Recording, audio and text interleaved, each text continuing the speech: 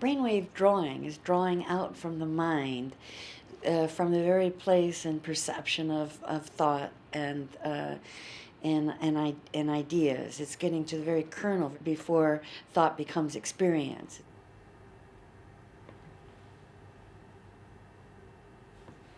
So it plays sculpturally with space and time and being and thought and the process of thought.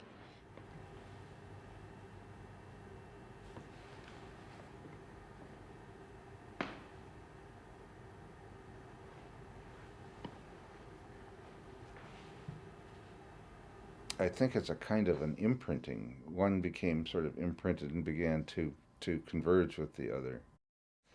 And I can understand that actually from a brain science point of view in terms of what might be happening there. However, their brains weren't coming together. There's just their behavioral states were shifting together.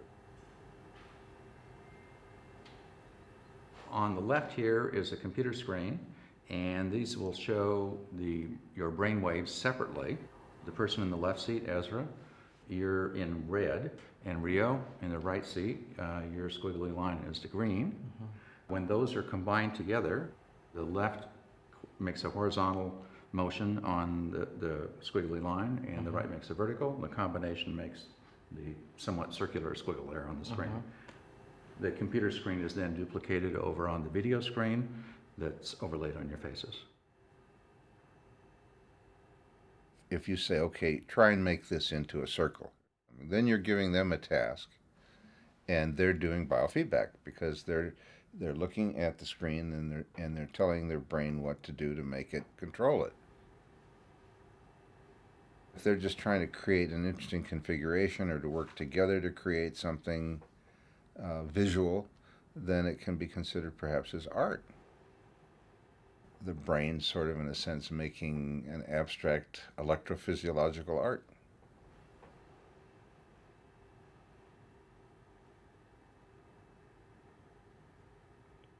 The consideration of your brainwaves creating abstract art, involuntary creation of abstract art. I mean, where does that exist anywhere in art history? What is the meaning that we take from that experience?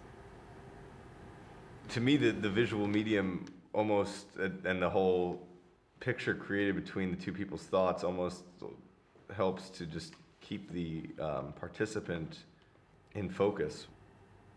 You're not getting a canvas, printout or a giant paper of the picture that you're creating, but what you are getting is an incredibly dynamic experience. This is a reprise of a piece that we did in the 70s. In those days, there were no computers and it was all analog stuff. We borrowed equipment from hospitals and put it all together and set it up in a museum environment.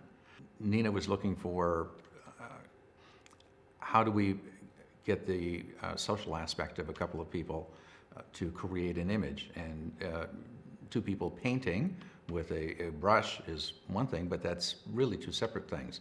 So we were looking at how do we do that with the technology. And so we said, well, brainwaves, that's no hands.